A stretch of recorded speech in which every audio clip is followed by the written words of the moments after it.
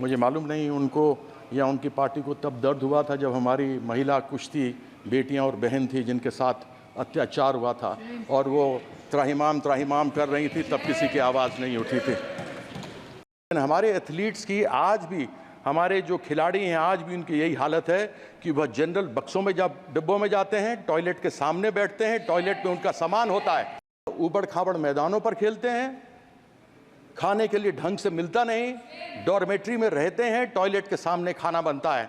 और यह मैं नहीं कहता हूं, यह टेलीविजन पे एक बार नहीं अनेकों बार देखा गया है। अगर आपको ओलंपिक्स की तैयारी की बात करनी है तो आपको 2028 की अभी करनी चाहिए, न कि जब आपकी टीम चली गई हो।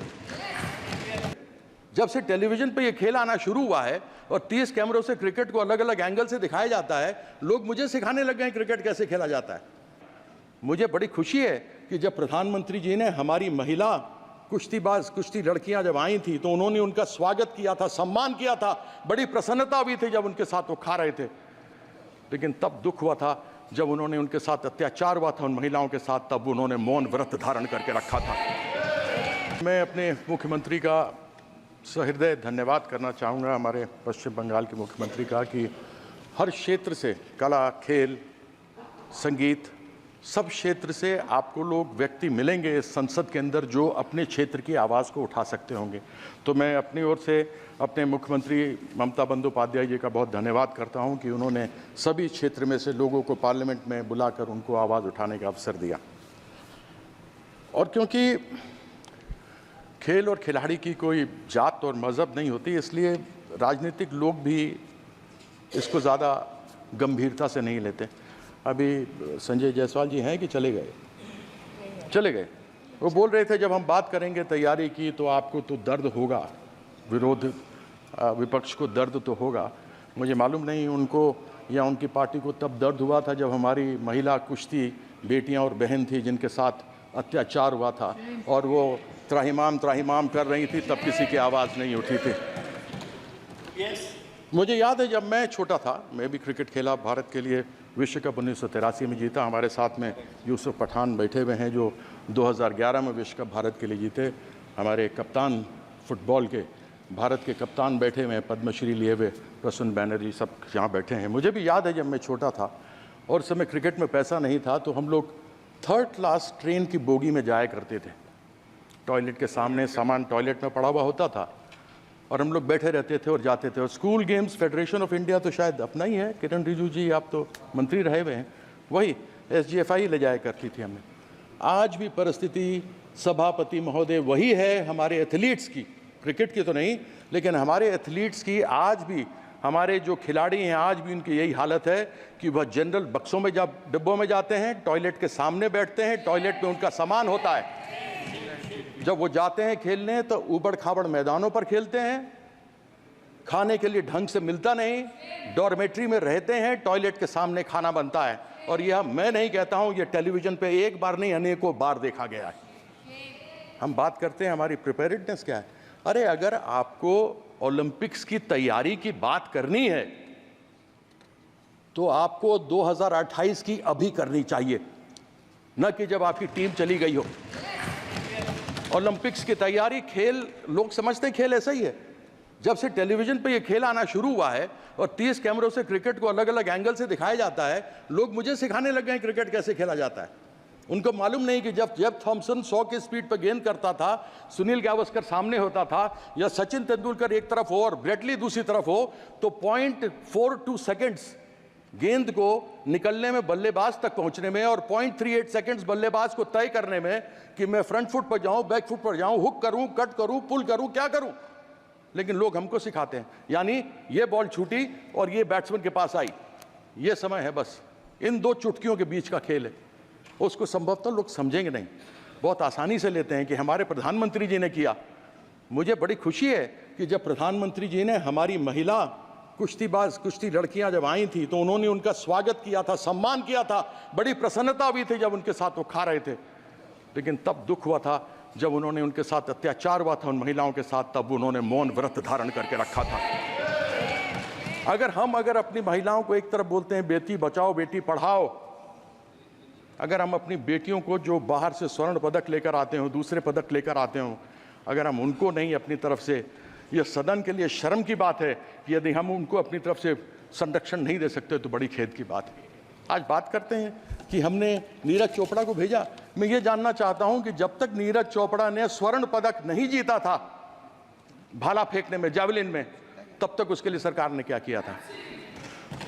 अभिनव बिंद्रा जिसने पहला स्वर्ण पदक जीता शूटिंग के अंदर, उसके पहले, शूटिंग के पहले जब किया था तो सरकार ने उसके लिए क्या किया था, या उसके एसोसिएशन फेडरेशन ने क्या किया था?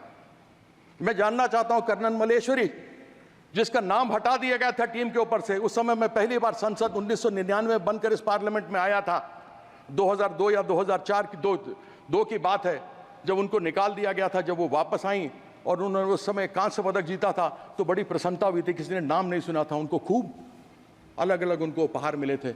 मैं ये जानना चाहता हूँ सरकार से कि ओलंपिक्स में, एशियन गेम्स में, वर्ल्ड चैंपियनशिप्स में भेजने से पहले आप उनके लिए क्या करते हैं? जीत के आने के बाद तो आप न जाने क्या क्या चीज़ उनको देते हैं जो मिलना भी चाहिए, लेकिन मैं ये जानना चाहता हूं कि एक अच्छा खिलाड़ी, एक अच्छा अभिनव बिंद्रा बनाने के लिए, एक नीरज चोपड़ा बनाने के लिए, एक पीवी सिंधु बनाने के लिए, एक साइना नेहवाल बनाने के लिए, एक साइना मिर्जा बनाने के लिए आपने सरकार क्या क्या करती है? ऐसा सरकार को यह जवाब देना चाहिए। कौन सी प्रिपेयर्डनेस? आज एक बार कोई व्यक्ति, कोई लड़का या लड़की, हमारे देश की बेटी या बेटा अच्छा करके बाहर से आता तो आप सब कुछ देने को तैयार हो जाते हैं, लेकिन कैसे वो अच्छा बनकर आगे बढ़े उसके लिए क्या करते हैं? साई में स्पोर्ट्स अथॉरिटी ऑफ इंडिया, भारतीय खेल प्राधिकरण, कहाँ है कोचेस, कहाँ है प्रशिक्षक? आज खेलो इंडिया आपने शुरू किया, बड़ी प्रसन्नता की बात है, जो भी आए वो खेल सकता है, लेकिन क्या जो भी आए खेल सकता है? उसमें से प्रतिभा एकलव्य की तलाश कौन करेगा? उसके लिए कोई व्यवस्था है क्या? उसकी व्यवस्था नहीं होती। उसकी व्यवस्था इसलिए नहीं होती क्योंकि यहाँ पर जितने जगह प्रशिक्षकों के, कोचेस के खाली पड़े हुए हैं, 70% से अधिक लोगों के जगह खाली पड़े हुए हैं प्रशिक्षकों के। मुझे याद है मैं नेशनल इंस्टीट्यूट ऑफ स्पोर्ट्स में जाता था, एक national institute of sports Patiala था जहाँ पर कोचेस तैयार किए जाते थे। ये राष्ट्रीय स्टेडियम, नेशनल स्टेडियम, इस नेशनल स्टेडियम के अंदर cricket, hockey, football, basketball, badminton, सब खेल खेले जाते थे और सबके प्रशिक्षक होते थे। हम लोग को प्रशिक्षण मिलती थी, हम लोग वहाँ सीखते थे और सीखने के बाद आगे बढ़ करके खेलते थे। आज वो परिस्थिति कहाँ है? इसलिए क्योंकि इसका कोई भी अपना वो नहीं है। मैं अधिक बातों को न रखते हुए अपनी बात को यहाँ पर समाप्त करता हूँ।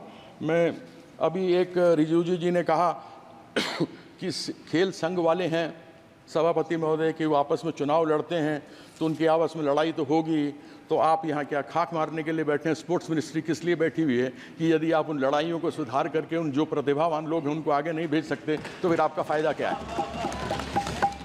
तो ऐसी बातें कहते हुए ज़रा आदमी को सोच लेना चाहिए।